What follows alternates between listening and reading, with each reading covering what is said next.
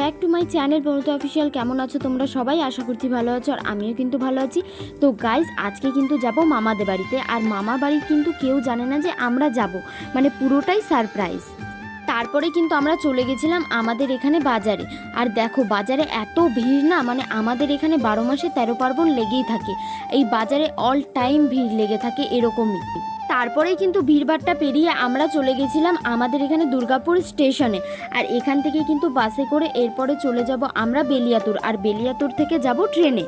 আর তারপরে কিন্তু আমরা চলে এসেছিলাম বেলিয়াতুরে, আর বেলিয়াতুরে এসে কিন্তু আমার মাথা পুরো গরম হয়ে গেছিলো, তার কারণ কিন্তু আমরা ট্রেনটা মিস করে ফেলেছি।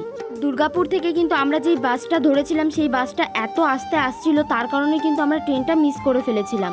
যাই হোক, কি আর করা যাবে, এখান থেকে তো যেতে লাগবে মামাবাড়ি, তার জন্য কিন্তু এখান থেকে চেপে পড়েছিলাম বাসে। আর বাসে চাপতে কিন্তু আমার একদমই ভালো লাগে না, আর এখানে কিন্তু বাসে চেপে আমার অবস্থা পুরো খারাপ হয়ে গেছে। আর এখন যে এই বাসটাতে চেপেছি, এই বাসটাও এত আস্তে যাচ্ছিল না, যেটা তোমাদেরকে কি বলবো, মানে হয়তো আমাদের কপালটাই খারাপ ছিল, যেই বাসটাতে চেপেছি সেই বাসটাই এরকম আস্তে যাচ্ছিল।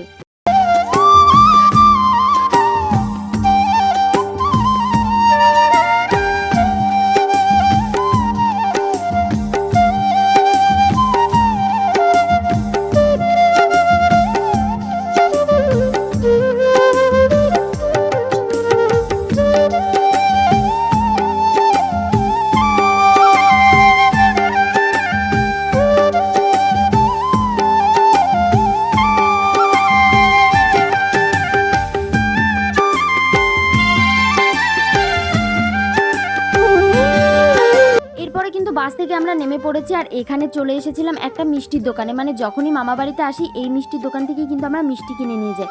আর এবার কিন্তু আর মিষ্টি নেব না, এবার নিয়ে যাব দই, কারণ এই দোকানে নাকি নবদ্বীপের খুব ভালো দই আছে। আর সত্যি কথা বলতে আমিও টেস্ট করেছি, আমার কিন্তু খুব ভালো লেগেছে। আর তারপরে কিন্তু আমার খিদে পেয়ে গেছিলো, আর এখানে গরম গরম সিঙ্গারা ভাজছিল, তাই জন্য কিন্তু আমি একটা সিঙ্গারা নিয়ে চলে এসেছি। আর আমার কিন্তু এই সিঙ্গারাটা খেতে খুবই ভালো লাগছিল, মানে এই দোকানের সব কিছুই কিন্তু খুব ভালো বানায়।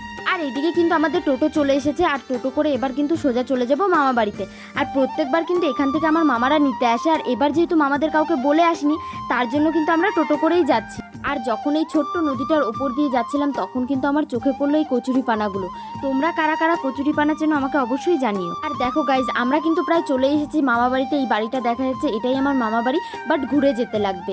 আর এরপরে কিন্তু আমরা চলে এসেছি, আর যখন আমরা আসি না তখন সবাই এরকম রাস্তায় দাঁড়িয়ে থাকে। আর যখনই যাচ্ছি তখন দেখলাম যে আমার ভাইরা কিন্তু রাস্তায় অলরেডি খেলছিল, আর আমাদের কিন্তু দূর থেকে দেখে নিয়েছে। আর দেখো আমাদেরকে দেখে কত খুশি হয়েছে। তো এরপরে কিন্তু আমরা এক এক করে সবাই মিলে নেমে পড়লাম টোটো থেকে। আর এই ফুল গাছগুলো কিন্তু মামি আমাদের ওখান থেকেই কিনে নিয়ে এসেছিল, তো সেটাই দেখলাম যে কত সুন্দর ফুল ফুটেছে। আর এখানে কিন্তু মামা বাড়ির সবাই অবাক হয়ে গেছে যে আমরা সবাই মিলে এসেছি। আজকেই নাকি আমার দাদু আমাদের নিয়ে কথা বলছিল যে কতদিন হয়ে গেছে যে ওরা কেউ আসে না। আর দাদু তো আমাদের সবাইকে দেখে এত খুশি হয়েছে, সেটা তোমাদেরকে কি বলবো, সেটা কিন্তু আমার আর ভিডিও করা হয়নি। আর এখানে কিন্তু ফ্রেশ হয়ে খেয়ে নিচ্ছিলাম দই, যেহেতু মামা বাড়ি কাউকে বলে আসিনি। ভাত ছিল বাট তরকারি ছিল না। তারপরে কিন্তু পাশের বাড়ি একটা মামির কাছ থেকে তরকারি নিয়ে এসেছিলো, তো ওটা দিয়ে আমি একটু ভাত খেয়েছিলাম, আর যেটা খেয়ে কিন্তু আমার একটুকু পেট ভরেনি।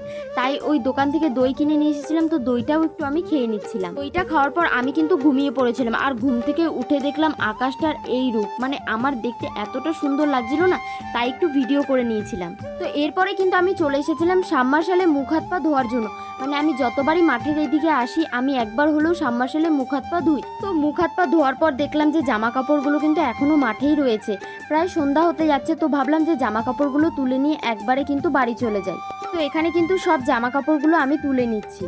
তো জামা কাপড় তুলে যখন বাড়ির দিকে যাচ্ছি, তখন দেখলাম এই বাচ্চাগুলো মাঠের মধ্যে কিছু একটা তুলছে। তো গিয়ে দেখলাম যে দুব্বা ঘাস তুলছে। তো ওদেরকে আমি বলছিলাম যে এগুলো দিয়ে আবার তোরা কি করবি, তখনই ওরা বললো যে আজকে তো ভাইয়ের জন্মদিন, মানে ওদের দাদা হয় আমার ভাই হয়। তো বলছে যে আজকে তো কিশোরদার জন্মদিন, তো ওই জন্য কিন্তু মামি বললো যে এগুলো তুলে নিতে। দিদি এখন আমাকে এখানে দাঁড় করিয়ে বলছে, দেখ ধোয়া জামা কাপড়গুলো তুই আরো নোংরা করে দিচ্ছিস। তো আমি বললাম যে আমি একদমই দেখতে পাইনি।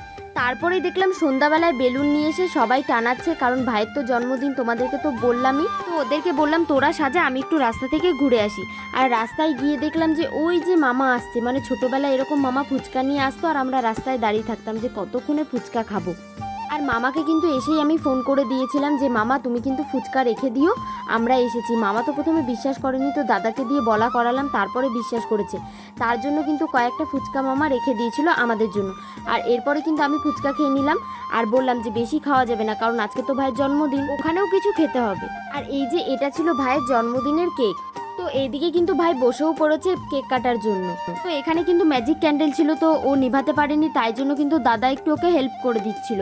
আর এদিকে কিন্তু এখন চলছিল কেক কাটা।